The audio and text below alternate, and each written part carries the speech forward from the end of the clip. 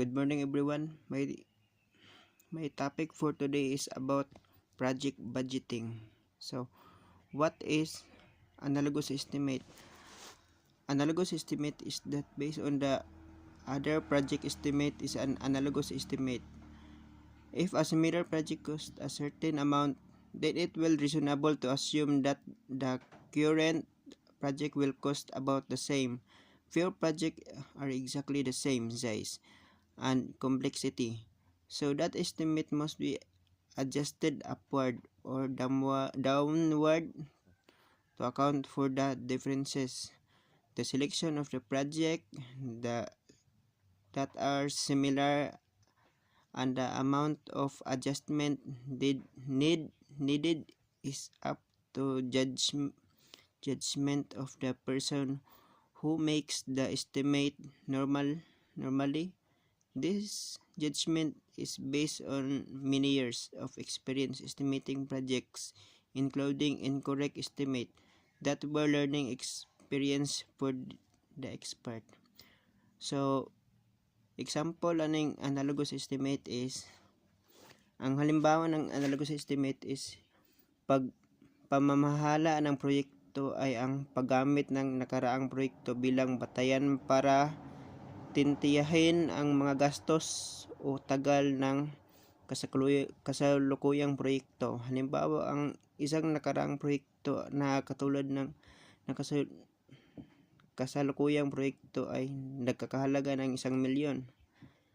Tumagal ng 6 na buwan, maaaring gamitan ng impormasyon na ito upang matansya ang gastos at tagal ng kasalukuyang proyekto.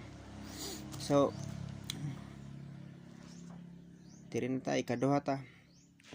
Parametric estimate. So, parametric estimate na.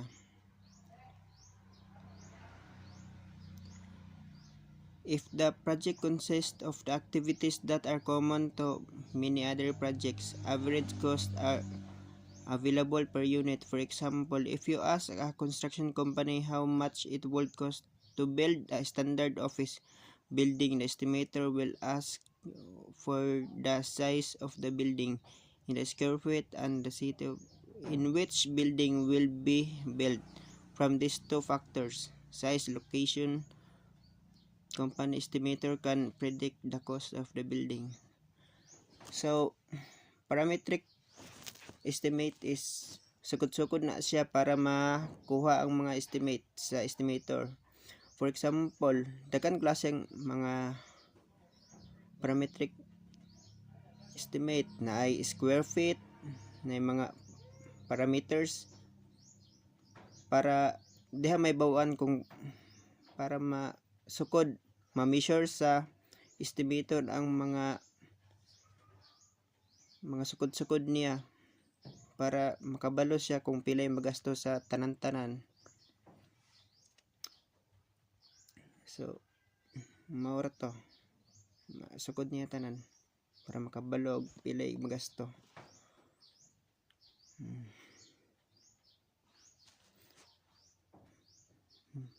Managing the budget. So, managing the budget.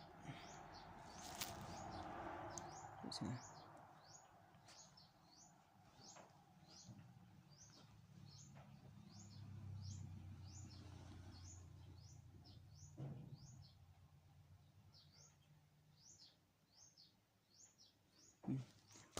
managing the budget.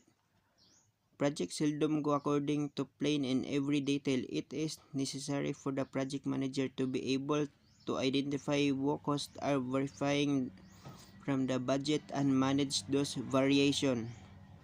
So, example ani kaning sa DPWH, kabantay mo ng mga tarpaulin nga gidabutang sa kalsada.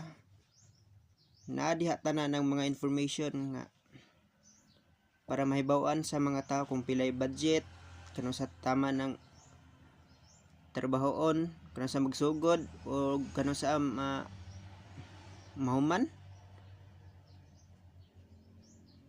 O dira mahibaw-an ng budget lagi o ginsapod nga kontraktor ang motrabaho.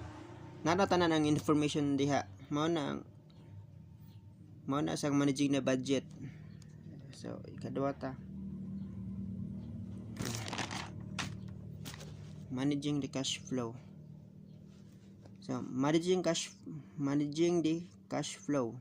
If the total amount spent on a project is equal to less than amount budgeted, the project can still be in trouble if the funding for the project is not available when it's needed. There is a natural tension between the financial people in organization who do not want to pay for the use of the money just sitting in checking account. So managing cash flow, for example is i-monitor nimo imong budget. Make it sure nga na monitor nimo ug ahan nagpadulong ug ahan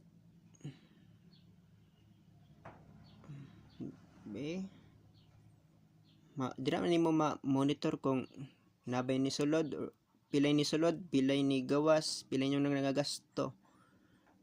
Basta ma-monitor lang yun ninyo inyong nagakuan sa cash flow. So ora to, bye bye.